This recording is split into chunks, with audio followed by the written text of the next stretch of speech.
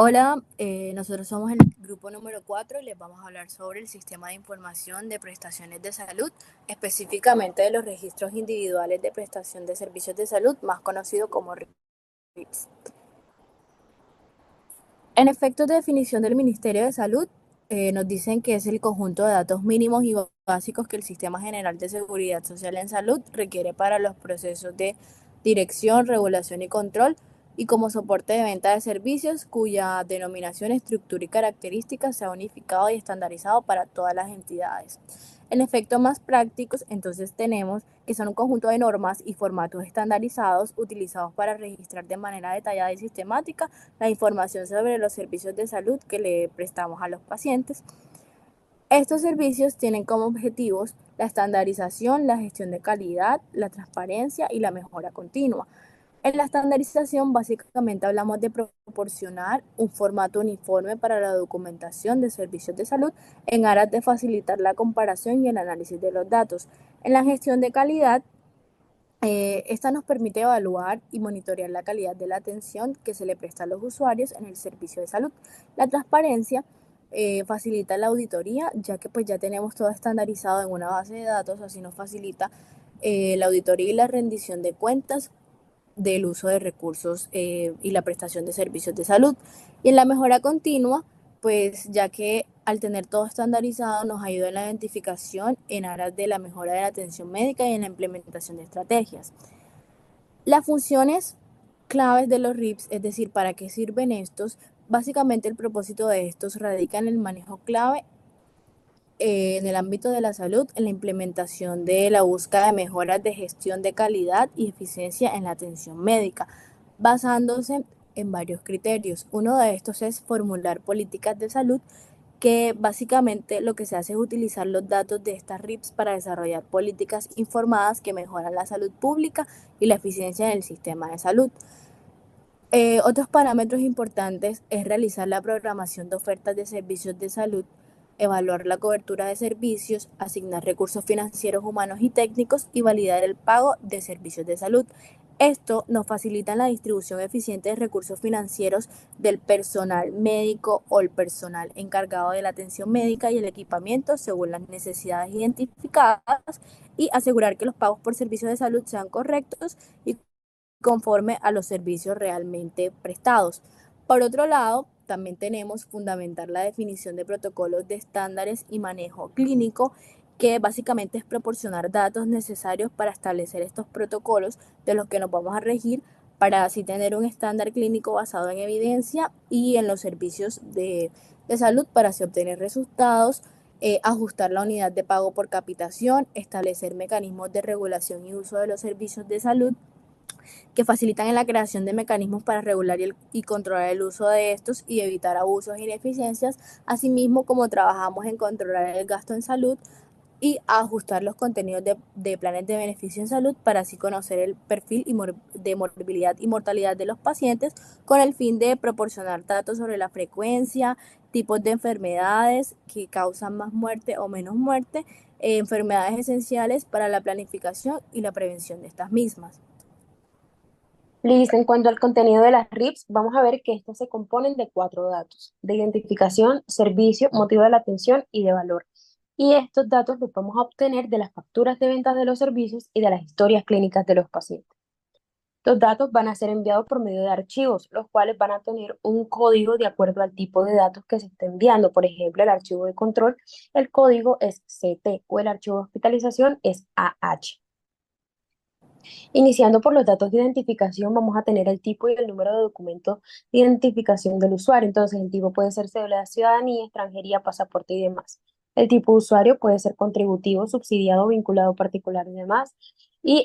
U otro, y el tipo de afiliado puede ser cotizante, beneficiario, adicional. La ocupación del paciente, la edad en números y la unidad de medida, o sea, puede ser días, meses y años. Sexo masculino, femenino, el departamento y el municipio que va a llevar un código único dado previamente, y la zona de residencia, que es la zona rural o urbana. En cuanto a los datos de prestación de servicios, se van a dividir en si es consulta, si fue por urgencias, hospitalización, procedimientos o una hospitalización asociada al recién nacido. Vamos a ver que de aquí en adelante muchos datos se van a repetir en todos los casos. Por ejemplo, el código de la prestadora de servicios de salud y el número de factura. En este caso vamos a tener fecha y código de la consulta, finalidad, el cual va a tener 10 diferentes ítems. Por ejemplo, uno es atención del parto, dos, atención del recién nacido y en el 10 sería no aplica. Aquí utilizaríamos la causa externa, que es el motivo que generó la consulta. Va del 1 al 15, que pueden ser accidentes de trabajo, tránsitos rábicos o físicos, y la 15 va a ser otras. Vamos a tener un diagnóstico principal y tres diagnósticos relacionados, máximo. El valor de la consulta, valor de la cuota moderadora y el valor neto a pagar por la entidad administradora del plan de beneficios. En el caso del procedimiento, vamos a tener el código, número de factura, y aquí vamos a ver la fecha y código del procedimiento, el ámbito en el que se realizó, que pudo ser ambulatorio, hospitalario o en urgencias, la finalidad del procedimiento, que puede ser diagnóstico terapéutico de protección específica y detección temprana, de enfermedad general o profesional.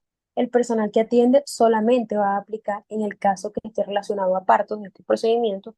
Como antes, el diagnóstico principal, lo relacionado, el diagnóstico de la complicación solamente se ocurre y el valor del procedimiento. En cuanto a urgencias, en urgencias, el código, número de factura, la fecha de ingreso, observación, causa externa que lo generó, diagnóstico principal de la salida, diagnóstico relacionado a la salida 1, 2, 3, el destino del usuario, que puede ser alta urgencias, remisión, otro nivel de complejidad u hospitalización, el estado de la salida, vivo o muerto, el diagnóstico de la causa de muerte solamente se ocurre y la fecha de salida. En hospitalización, pues el código, número de venta, la vía de ingreso, que puede ser urgencias, causa externa, remitido o nacido en la institución, la fecha y hora de ingreso, causa externa, diagnóstico principal de ingreso, el del egreso y los diagnósticos relacionados al egreso. Las complicaciones solamente se ocurre, el estado de la salida, causa básica de muerte, solo se ocurre y fecha y hora de ingreso. Ya si vamos a la hospitalización del recién nacido, vamos a tener el código, el número y el tipo y número de identificación debe ser de la madre. La fecha y hora del nacimiento, edad gestacional, el número de controles prenatales, sexo, peso, diagnóstico del recién nacido y los demás que van a venir son solamente se ocurren, que son la causa básica de muerte, fecha de muerte y hora de muerte. En el caso de los medicamentos, vamos a ver que es diferente dependiendo de si son parte del POS o son fuera del POS. Aquellos que son parte del POS, vamos a tener el código de prestación de servicios de salud, número de factura, código de medicamento, número de unidades aplicadas, valor unitario y total. Por fuera del POS, vamos a tener el código del medicamento, nombre genérico del principio activo, forma farmacéutica, concentración, unidad de medida, número de unidades administradas, valor unitario y total. En algunos casos, estos RIPs, estos archivos deben ser acompañados de algo diferente a la factura, como por ejemplo en aquellos servicios que son de alto costo. Aquí vamos a tener que enviar también la copia de la epicrisis firmada por el médico tratante o responsable. Y en los casos de reclamaciones por accidentes de tránsito, eventos catastróficos, actos terroristas o accidentes de trabajo, además de esa epicrisis, también vamos a presentar los datos específicos que establezcan las normas vigentes al momento en que se realizó esa facturación. Bueno, entonces teniendo en cuenta lo anterior, ¿cómo vamos a reportar los RIFs? Hay dos maneras. La primera es hacerlo de manera manual desde un archivo Excel. Sin embargo, esta forma es muy dispendiosa y nos puede llevar a cometer muchos errores. La siguiente manera, que es la más fácil y práctica, es desde un aplicativo que va a tomar todos los datos de la historia clínica y los va a exportar en Excel en formato TXT, que es un archivo plano. Posterior a eso, vamos a poner ese archivo plano en el validador de RIPS que está dentro de la página del Ministerio de Salud y Protección Social y ahí nos van a salir todos los errores que haya, las celdas que estén vacías y hasta que esos errores y celdas no estén corregidas y correctamente diligenciadas, no se va a poder subir al aplicativo SysProPisis que pues se debe hacer mensualmente el registro y envío de los RIPs. Y pues muy importante tener presente la información relevante que nos mencionó anteriormente nuestra compañera para que los RIPs se puedan cargar de manera correcta.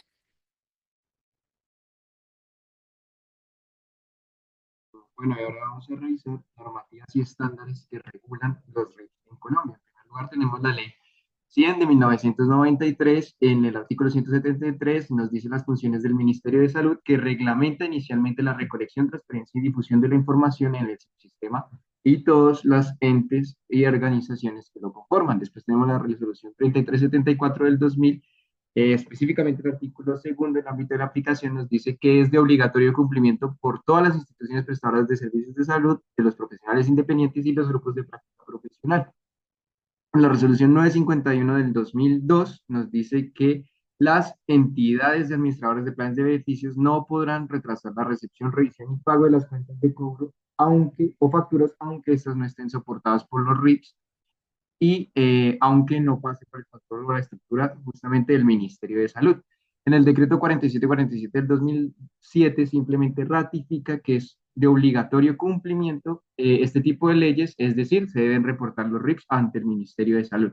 En la ley 1122 del 2007 nos dice ahora que va a ser el Sistema General de Seguridad Social quien va a recoger y sistematizar la información que determine ya específicamente el Ministerio de la Protección Social para monitorear los resultados en salud.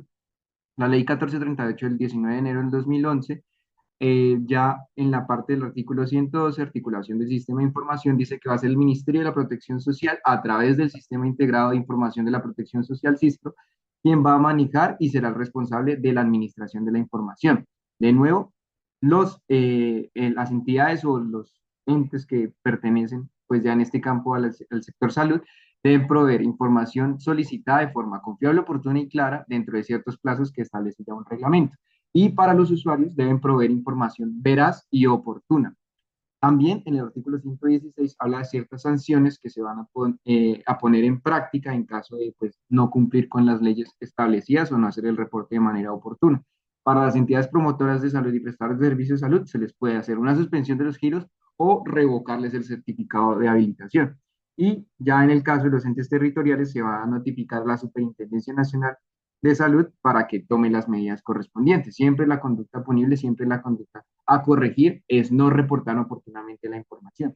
En el Plan Nacional de Desarrollo 2014-2018, específicamente la Ley 1753 de 2005, define la política en salud que va a recibir toda la población residente dentro del ámbito colombiano. En la resolución 1531 del 2014 nos dice que se va a hacer la recolección de la información a través de la plataforma de integración de datos PISIS del Sistema de Información de la Protección Social, SISPRO. Bueno, ahora vamos a ver todos los beneficios, ya teniendo en cuenta la exposición, vamos a ver los beneficios y los retos que tienen los RIPS. Lo primero y el primer beneficio y el más importante es que nos va a permitir recopilar los datos y de esta manera comprender de manera detallada la atención médica que se está brindando en la IPS o en la EAPB. Y en base a esto nos lleva al segundo punto, que es que nos va a generar unas estadísticas, unos datos muy reales que nos va a permitir conocer cuáles son esas áreas críticas que necesitan una atención e intervención oportuna en base a pues los procedimientos y la cantidad de los mismos que se realicen. Y otro de los beneficios es que nos va a ayudar a tomar decisiones en cuanto a qué asignación de recursos, ya sean económicos o de personal sanitario, y por qué no crear políticas en salud pública en cuanto a los procedimientos o las atenciones médicas que más se estén brindando. Otro beneficio es que nos va a permitir mejorar la atención, ya que, como se les mencioné anteriormente, el tener un conocimiento detallado de todas las atenciones que se brindan, pues nos va a permitir mejorar en esas áreas que tenemos falencias para brindar una atención óptima. En cuanto al tema de facturación y reembolso, nos va primero a facilitar el pago, nos va a facilitar todo el proceso administrativo y en caso tal de que por alguna extraña razón se llegue a facturar, perdón, un procedimiento que no se hizo y si se tiene el soporte, pues va a ser mucho más fácil el reembolso si no se tuviera. Y finalmente, uno de los beneficios de los RIFs es que nos va a ayudar con todo el tema de investigación en cuanto a nivel de epidemiología y eficacia de tratamientos, ya que vamos a poder tener un censo muy específico de la morbilidad, la mortalidad de los procedimientos que realizamos y así hacer un análisis de caso mucho más específico. Bueno, y para ejemplificar un poco toda la información que hemos plasmado aquí con mis compañeros, tenemos un caso clínico sencillo, pero que nos muestra la importancia del adecuado diligenciamiento, pues, de los datos. Entonces, es una consulta odontológica desde una paciente que, según nos describen, asiste por primera vez, nos dan los datos de identificación y básicamente nos dicen que es una paciente que presenta una sintomatología, o sea, no es una paciente sana. Realiza el profesional el examen y digamos que describe que la cavidad tiene unas caries en unas piezas dentales específicas, tiene cálculos supra y subgingivales, bolsas periodontales moderadas y unos sangrados gingivales. A partir de esto, hace un diagnóstico según los códigos de CIE-10 ya estandarizados y vemos que aquí los datos que se van a llenar son muy importantes dependiendo de esta sintomatología. Entonces, esta paciente la vamos a clasificar en estos dos grupos en las actividades resolutivas. ¿Por qué? Porque vemos que es una paciente que tiene síntomas. Las actividades de promoción y prevención son básicamente para pacientes sanos. Entonces, es muy importante diferenciar porque digamos que esta diferenciación es que se pueden tomar datos para salud pública. Está la causa externa y la finalidad para llenar los datos. Y entonces vemos que se diligenciaría de la siguiente manera. Una finalidad de la consulta 10, que es no aplica, un código de consulta que, como ya dijo mi compañera, son códigos ya estandarizados para cada procedimiento, consulta, urgencias, procedimientos, la causa externa, que es una enfermedad general por los síntomas que refirió, y los tipos de diagnóstico principal que básicamente se enumeran del 1 al 3. El primero es una impresión diagnóstica, el segundo es un diagnóstico confirmado nuevo y el tercero es un diagnóstico confirmado antiguo. Entonces vemos que según los datos del paciente, la forma en que se debe diligenciar es el recuadro que está marcado de gris para hacer un correcto recolección de datos.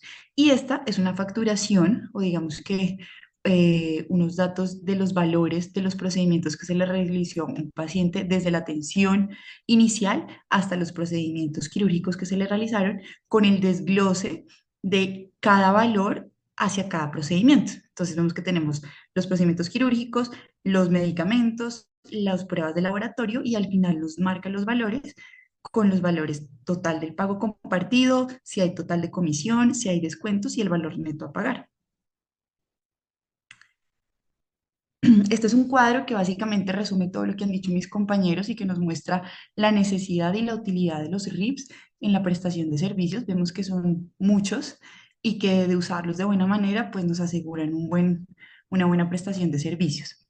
Y para finalizar, tenemos unas conclusiones importantes, identificando los RIPS como una herramienta esencial que contiene datos para la práctica médica y de los profesionales en salud, facilitan la planificación, organización y funcionamiento del servicio en salud. Los RIPS en Colombia principalmente son utilizados para la facturación, pero digamos que el impacto en la vigilancia en salud pública y en la parte epidemiológica hay que ser revisado, sobre todo en algunos territorios, porque hay que mejorar la calidad de la recolección de los datos. Se deben adoptar estándares para la parametrización de la evaluación de calidad basados en los que ya están estandarizados a nivel internacional y los RIPS finalmente promueven información básica que se requiere para los procesos de control del ministerio, que es el ente regulador del sistema, y hacer el seguimiento en el sistema de prestaciones de salud, por lo que los RIPS es de obligatorio uso para un adecuado diligenciamiento y digamos que prestación de servicio. Muchas gracias.